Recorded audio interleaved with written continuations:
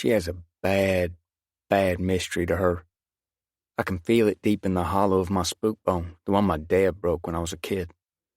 My arm is never wrong.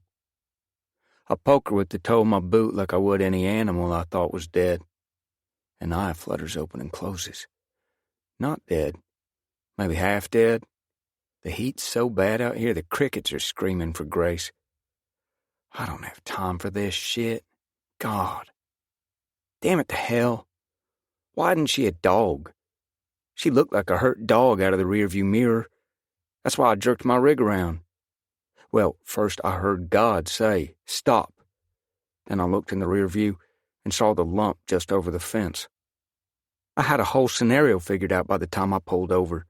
I'd get the dog fixed up.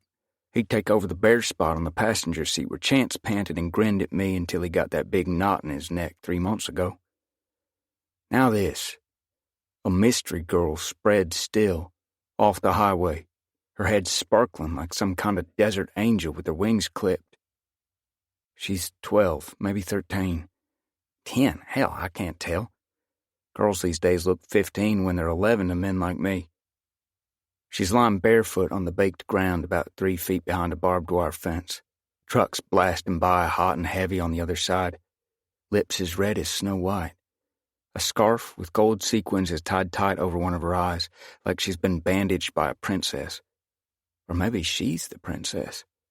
Or maybe she's just a normal girl without a lot of Band-Aid options. I shouldn't have drunk that 3rd beer at lunch. Behind her, nothing but sunburnt pasture. No fresh blood on her I can see. She sure didn't come from the highway and go over that barbed wire.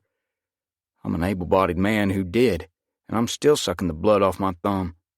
No, she came out of that field, out of nowhere, courtesy of my good friend God. He's put her flat out at my mercy. Her little white dress is soaked with sweat. Arms are splat out in a V over her head.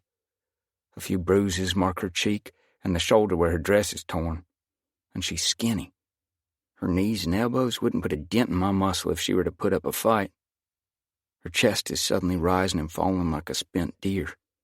More alive than dead, I'm thinking now.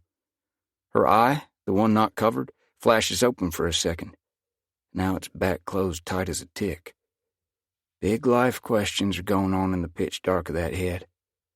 Which is a better way to die? The sun frying you into bacon for a bird's breakfast, or at the hands of a highway stranger?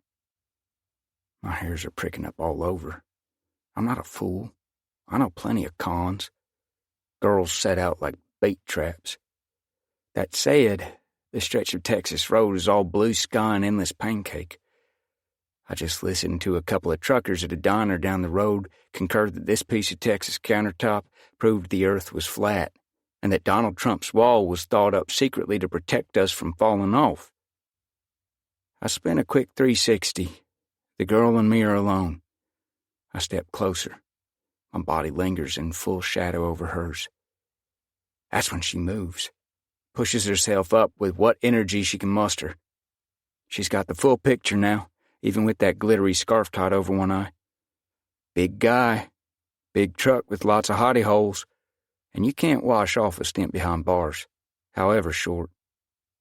Sanity and happiness are an impossible combination. That's what the piece of paper my sister, Trumanell, taped on my steering wheel says. Trumanell's into Mark Twain right now. She is forever taping life-affirming self-help shit all over my truck to cheer me up on the road. Not a word from the girl. No begging for water. Nothing. The sun is flicking off the sparkles on her damn scarf, making it hard to see her straight. I reach over and yank it down. The girl makes a sound then, her mouth opening like a hole in the ground. A passing 18-wheeler takes her scream with it. And I see what she's hiding.